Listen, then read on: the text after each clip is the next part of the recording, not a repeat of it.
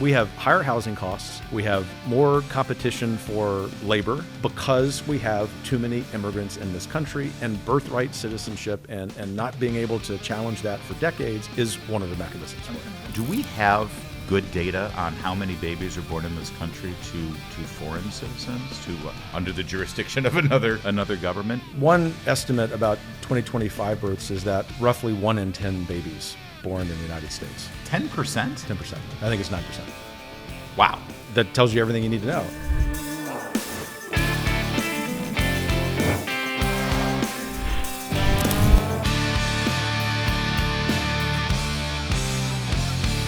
Hello, welcome to the Kevin Roberts Show. I'm Larry O'Connor, and today we're going to focus on a topic that's actually pretty timely and ripped right from today's headlines.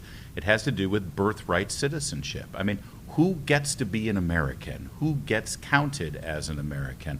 And Dr. Roberts, this is not just about birthright citizenship, though, if you don't mind, because this is a broader question, isn't it? About our funding at the Department of Homeland Security, the one political ideology in this town not really interested in enforcing our current immigration laws. There's a whole lot wrapped up in it. So yeah, God bless President Trump and his administration for opening this can of worms. Yeah. Because it needed to. It's really past due. Well, I want to start with a pretty timely question, which is what's the path forward right now on DHS funding the way you see it? I know you guys have been engaged with it and talking to lawmakers. It was quite the impasse there. The third filibuster government shutdown from Democrats in 12 months. Absolutely unprecedented. Tell me about how you think this sort of played out and what the next steps are. It's almost as if the Democrat Party is against democracy. Imagine that. Imagine that. Yeah. But no laughing matter, obviously, when it comes to funding really any part of the government, but particularly this one, because it isn't just law enforcement. It's law enforcement for the purpose of preserving what it means to be an American. And obviously, the lack of funding also has contributed mightily to huge violations of public safety, that is to say, rises in violence. Our effort here in Washington, D.C. by Heritage and Heritage Action has been focused on getting that funding almost by any legal means necessary. And that means, figuratively speaking, breaking the back of this obstructionism by the Democrat Party. So the path forward is probably going to be in what's known as a reconciliation bill, which is Washington speak for additional spending outside of regular order. We would prefer that Congress actually pass a budget. That's not going to happen this year. So we're actually very fond of this reconciliation bill. And we think while Congress is at it, why not just add additional funding to make sure that we actually expand law enforcement under DHS? Yeah. Well, listen, we're going to talk about this reconciliation 2.0 that they're talking about in a future episode. In fact, I think in the next episode. So we'll get into the details of that. But this does open up sort of a larger fundamental question regarding the security of our homeland, especially at a time where we're engaged in a military endeavor with the largest state sponsor of terrorism over the last 4 decades. And as you said, the obstructionism that we're seeing from Democrats, this is something that our parties used to be able to agree on, fundamentals in this country about our security, and it all comes down to ICE and the enforcement of immigration laws. What does that tell you about this conversation in D.C.? Well, it tells me on the positive side of the ledger sheet that President Trump has put his thumb on exactly the right issue, which is to say that this is not just a politically popular issue, that is to make sure that we're funding law enforcement and funding border security, interior enforcement as well, but that the reason we want that, in addition to preserving public safety, is to preserve what it means to be an American. It's really important to state that first, I think, Larry, because it then puts in proper context what the left is saying. The left is saying they don't want any of that. Right. It isn't just what unfortunately we've gotten accustomed to during the BLM riots, where the left is actually defending people who are attacking police. It's that they're actually attacking, this is the logical conclusion of their position, they're actually attacking the enforcement of what it means to be an American citizen. How in the wide world of sports can you have a country if you can't even do that? That's what I mean. That's what I'm thinking about when I insist on using the phrase radical left rather than liberal or the god-awful word progressive, which sounds way too sweet for these people. Well, and when we saw how they would enforce the border when they had control for 4 years, which is they would not enforce the border.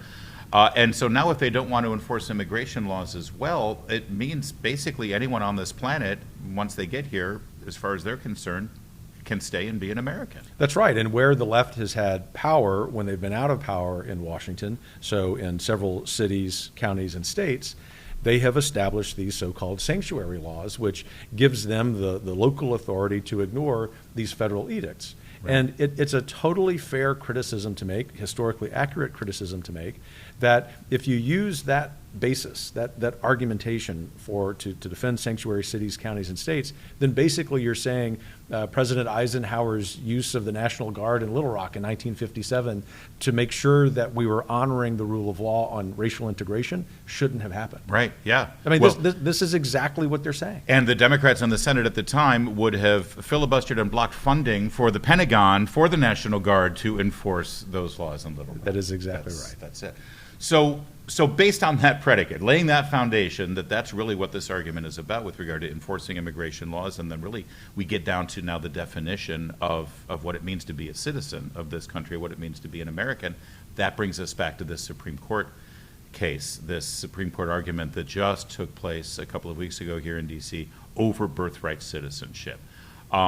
First of all, do other countries do this? Very few. If I'm traveling in Japan and my wife goes into premature labor and is she suddenly giving birth to a Japanese child? Absolutely not. We are in a very small minority of nations and an almost minuscule minority of developed nations that have this practice. Yeah. Which, I know we'll get into some of the argumentation in the recent Supreme Court case, so not to get ahead of that with this, but it's an important observation to make now. Some of that argumentation swerved into that and said, some of the conservative justices said, well, we're not actually going to look at the rest of the world to determine what American law is. I accept that. But in this case, it's actually helpful to know because of the arguments that the left makes, which is that we're somehow being inhumane if we call for an end to birthright citizenship. Right. That basically means the vast majority of countries on the planet are inhumane by that standard. Countries that the very same people on the left hold up as paragons of virtue. Yes, exactly. So what's at core in this argument? I just want to get it right. Trump versus Barbara was the case. Did it have to do with birthright citizenship as a concept, the 14th Amendment? Because I heard all of that flying around during the arguments. Or is it really just about executive power? Well, it started as executive power. And then because the executive power was used, in essence, to bring an end to birthright citizenship, which is a new development. It's now a long-running development. It's a new development in the United States. That is to say, it's not part of our founding. Then the case swerved into birthright citizenship, and it homed in on a particular part of the 14th Amendment focused on slaves, and it's that has been the basis of really bad jurisprudence that has given us birthright citizenship. So let me put my Schoolhouse Rock hat on, the bill sitting on the steps. Yeah, that would be awesome, actually. No, it would not be awesome. I can't wait to see the comments on that. Who wants to see Kevin Roberts sing? Go ahead and let us know down below. The president put forth an executive order telling the agencies within the executive branch that you're no longer to interpret the 14th Amendment the way it has been interpreted with regard to birthright citizenship. I was stunned to learn that other than the 14th Amendment and one Supreme Court decision related to it that goes back to the 19th century, that's it for the legal basis here. Congress has never voted on this other than the 14th Amendment, which of course had to do with freeing the slaves after the Civil War. It's actually astonishing to me, and certainly lawyers are probably even better positioned to be astonished because of this fact you just mentioned about the jurisprudence. But I, not merely because I've studied a little bit of that history, but just as an American citizen, find it absurd that we hold out this thing, birthright citizenship, to be almost as if it's as important as the First Amendment. Yes. It's always been part of the American founding. That's just nonsense. Yes, somewhere along the line, the administrative state just started adopting this as, and when challenged, it was, the 14th Amendment in this case. And the case that was in question, I think, you know this stuff better than I do, but it had to do with a legal resident in this country, the child of legal green card holders in this country. Yes, of Chinese immigrants at a time when there were a lot of Chinese immigrants. So how did immigrants. that turn into illegal immigrants, and this birth tourism thing that we're seeing, where people are literally flying here just to have babies, like flying here from China. They're not our friend. Yeah, I think to answer that, you've got to get into historical, sociological, even some cultural explanations, all of which well, far be it for us to do that on this show. Oh, I know, we can't do that. We're supposed to be talking about sports. That ultimately, because the pattern of migration, including where people were coming from, were such that people were assimilating into the culture, and there wasn't this huge contrast between recently arrived immigrants and the culture they're practicing and the largely assimilated American culture. But the second thing is, and this has been sort of the political reality, there wasn't this industry of birth tourism. And that's put the pressure, the political and social pressure on this moment that already, as we've talked about in earlier episodes in this show, is significant because we have the highest percentage of non-native born people in the United States now than ever before in our history. Yeah. So that's why this is all converged at this point. Plus, you've got this truly courageous president of the United States who, if he's told something is too controversial politically to talk about, to try to change, it's almost as if he wants to talk about only that. God bless him. All right, I want to get back to your impression of these arguments at the Supreme Court and where you think this is headed. But let's go back, as usual, history here. I keep referencing the 14th Amendment. At the time, it was coincided with the 13th Amendment. The 13th Amendment freed the slaves, but then the great Republican-led congressman then, led by Abraham Lincoln, they were saying, okay, well, we're going to abolish slavery. We've got all these people, these Africans who had been enslaved in this country. What do we do with them? Are they now Americans? Do they get citizenship? That really was the crux of the 14th Amendment. It wasn't meant to expand beyond there, was it? 100% of the crux of the 14th Amendment. And I'll just take a half step back and acknowledge, because there are plenty of warts in American history, although this is the greatest society ever. One of those warts, obviously, slavery, but we also often make the argument as conservative historians that, yes, we have to acknowledge those warts. This is an imperfect republic. But in our founding and in the sort of political DNA of our people, there is the desire or the mechanism to correct those wrongs. And if you look at the 13th, 14th, and 15th Amendments, freed slaves, civil rights, voting, respectively, of those amendments, those are three of the greatest achievements in the history of this country. And so while the most important thing to say is about birthright citizenship as it relates to the 14th Amendment is that the 14th Amendment has been misapplied, it's the most important thing to say, I would say the second most important is that it actually misapplying it for birthright citizenship for people who literally don't have the right to be called an American citizen actually undermines this appreciation we ought to have for these achievements, if you follow me. Yeah, I do. Yeah, and of course, that makes perfect sense when you think about the utter miseducation of the left of our children. Yeah, you know, it's funny, a lot of discussion was had during these arguments about the people who crafted the 14th Amendment. You know, what would this congressman say if he knew now that it was being applied? You know what I was thinking, Dr. Roberts? I was thinking about the enslaved Africans who were struggling under the yoke of slavery, who generations had been afflicted by this horrific blight on our nation's history. They finally won their freedom.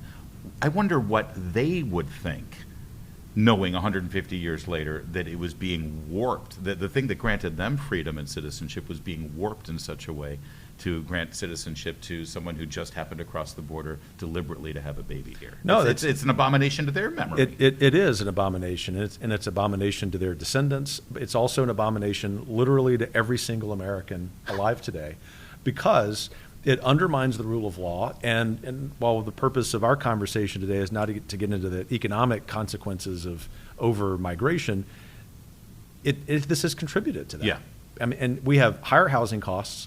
We have more competition for labor because we have too many immigrants in this country, and birthright citizenship and not being able to challenge that for decades is one of the mechanisms. Uncontrollable. All right, real fast as we keep doing the history lesson here. I don't want to go fast. 14th Amendment says all persons born in the United States and subject to the jurisdiction thereof are citizens. Subject to the jurisdiction thereof. What does that mean? Because, boy, the different opinions about that and that interpretation is We're not going to let neocons interpret that one, right? Thank you. Not the whole world.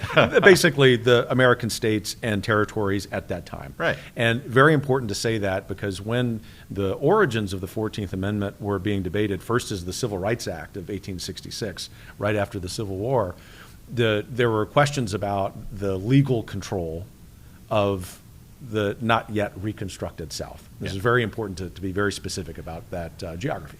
So we didn't have jumbo jets back then, but now we do. And so, in other words, let's say a family of four from Vladimir Putin's family, okay, and we got to think of somebody evil that they would hate, right? So Vladimir Putin's family, you know, his cousin, and their family of 4 with a pregnant woman. She's, just into her beginning of her 3rd trimester. They fly to Disney World to enjoy, a good vacation.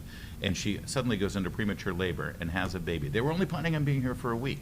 That baby is now an American citizen. That is correct. And all of Vladimir Putin's cousins can now come because of the anchor baby protocols that we have. No, it's true. And, going back to your point about the people alive at the time, whether they be recently freed slaves or the members of Congress who are arguing this, they would be astonished that it would be applied that way, right? And that, not just because that of the would jets shock thing. them more than the fact that we have jumbo jets. That's exactly They're like, right. okay, yeah, the fact that you can fly is cool, but what are you saying about the citizenship? It would make no sense to them. So I heard a lot of people saying, though, that this is settled law. Why are we even having this debate? How dare Donald Trump even write this? It's settled law. I heard that about Roe v. Wade, too. Yeah. Well, I heard that about, Jim Crow laws. Yes. And Plessy versus Dred Ferguson. Scott was settled law at one point. It's just a ridiculous comment to make. And basically, the logical extension of that is, why do we even have a Supreme Court? Right. If everything that it's decided in the 1800s somehow is permanently settled law. All right. So let's now go back to, because we've talked about representation and redistricting and how the Constitution decides to count citizens and non-citizens for the purpose of Congress and the Electoral College. These are all combined. Aren't they all connected here when you think about it? They really are. And when you think about just to speak purely politically here, as a conservative, you think about the inherent advantages that conservatives are likely to have after the 2030 census. Why? Because of the flight from all of the blue states, given their terrible policies, into well-functioning states, which is to say red states. There's going to be an inherent electoral college advantage there.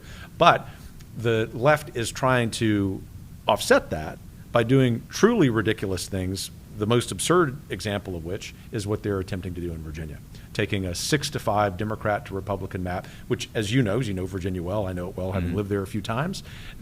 That's a pretty accurate representation of the electorate in Virginia, to a 10-1 map, which is just absurd. Yeah. And that, again, it's really ultimately a power grab. This is really just about power. So is that sort of the backbone of a lot of the discussions and arguments and debates we're having about Homeland Security and immigration and birthright citizenship? Ultimately, people are looking at this through the lens of, how do I attain and grow my power? That's exactly right. I mean, it's entirely correct. And so what if someone were to say, here I am perhaps asking a devil's advocate question, well, didn't Trump start this with similar attempts in other states? Yes, in red states that have very significant advantages, but the thing that the Democrats did in Virginia that was not attempted by the right, keeping in mind that redistricting is a political act, intrinsically, is that they didn't violate the state constitution. This attempt in Virginia is a clear violation of the state constitution. Well, and while we're talking about Virginia, well, first of all, how exactly, lay it out here, do non-citizens, or for that matter, this birthright citizenship thing, if a couple comes here from another country, they have a baby, the parents obviously are going to get to stay because he can't, well, I shouldn't say obviously, but that's how things are working right now. It's how the broken system works. How do those numbers then affect the representation for Virginians? You've got people who have lived in Virginia for 6 generations, and now they're not going to have a voice in Congress. Connect the dots for me there. Yeah, actually a lot of dots to connect there. First of all, let's talk about the ideal. The ideal is that there would be 0 illegal aliens in the United States, and there would be 0 who are able to vote. But the reality is that there are probably at least 12 million, according to our calculations at Heritage, which are conservative. They may be as high as 22 or 23 million, but just take the conservative figure of 12 million. They should not be allowed to vote. And so depending upon how the Supreme Court would render a favorable decision in this case, you could have different math equations about which percentage of immigrants who are here able to vote. The likelihood is, if in fact there's a favorable decision, which seems like a jump ball, that it's probably not going to be retroactive, but it's going to be something that goes into effect on date certain moving forward. Okay. The upshot is this, that at the very least, if that's the favorable decision we get from the Supreme Court, then we can rest assured that with each subsequent election cycle, this is less and less of a problem, which is to say that we're getting closer and closer to 100% of American citizens actually voting. Very different than what we've had the last few, if not several, election cycles. So I mentioned birth tourism. Let's, just in case, because I threw it out there as if people know what I'm talking about. What exactly is this phenomenon? Because what I heard in the Supreme Court argument stunned me. The scope and scale of this thing. This is a major problem. Yeah, I didn't realize the scale of this until a few months ago as we started looking at it. Birth tourism, put simply, is an industry. It's a commercial industry in which people, countries, companies in other countries are paying people to come here and have babies so that they're American citizens. One guess about the big violator of this, or the big proponent of this, China. I saw China. It's hundreds of thousands of people. Yeah. And then they take this American citizen baby and go back to China. That is exactly right. Now that's interesting to me, considering our relationship with China and China's global plans that we've discussed in the past. But once an American citizen, always an American Right, citizen. So clearly the Chinese are, we've talked about this before too, playing the long game in terms of their geopolitics. And this component of that geopolitical playbook of being the world's largest sponsor of birth tourism in the United States is nefarious.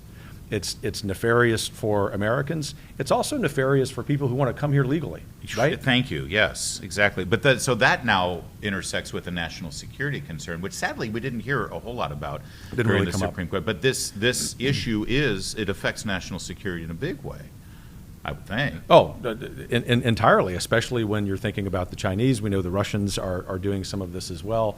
And the national security impact is one that is exemplified by the Chinese continuing to infiltrate institutions, which is easier to do when you're an American citizen, even if you may also be living in another country. Yeah. So there's the inherent advantage.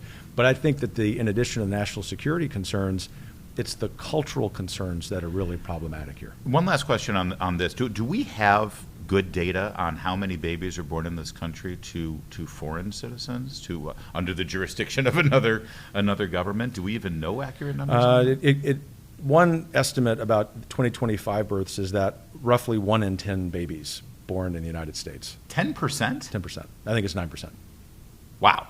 That's a stunner. That tells you everything you need to know. It's a very real issue. If you're the Supreme Court and you know that reality, you know the reality that the United States is in a minuscule minority of nations on this question of birthright citizenship, and you know that this is not something that has been the Supreme Court's returned to every other decade. It's been around for over 100 years, but there's one case in which the 14th Amendment was misapplied. It would seem like a slam dunk. Yeah. But one thing we've learned is that sometimes politics seeps into Supreme Court opinions. So let's go back, and then we're celebrating America's 250th, so we always love the history thing. And there is a broader question that sort of permeates this whole conversation, which is, what does it mean to be an American? I hear illegal immigrants in this country being referred to as Americans on a regular basis. That family of 4 from Vladimir Putin's family, they're spending a week in Disney World. Are they Americans while they're here for the week? I mean, that is sort of a fundamental, big picture question that we should be able to answer, isn't it? Yes, it is. And the most legal, technical definition is an American citizen. And the great thing about America being the most ethnically plural civil society in the history of the world, that's a good thing, is that you actually challenge the ability to sustain that system, which isn't just a legal system, but it's part of our culture, it's part of our sort of civic DNA, by continuing to have these illegal violations of it. Mm-hmm. And so, in other words, if you don't get birthright citizenship right, which is to say you end the practice, I actually think you threaten American national identity, but also our individual identity as Americans. And our founders clearly thought about this because they put provisions in, like you can't be president unless you're a natural-born citizen. So being born here meant something to them, even though a lot of them hadn't been born here. Right? No, it's true. And when you read Madison's notes on the Constitutional Convention debates, that was one of the topics that took the most ink. In other words, that was debated the lengthiest, because although the framers were unified around the general thought about people being born in the United States being eligible for office, there were a couple of different ways that they wanted to define how you could get there. One of them was not birthright citizenship. Yeah. So does our current system, I keep hearing that our immigration system is broken. And I was just thinking about this.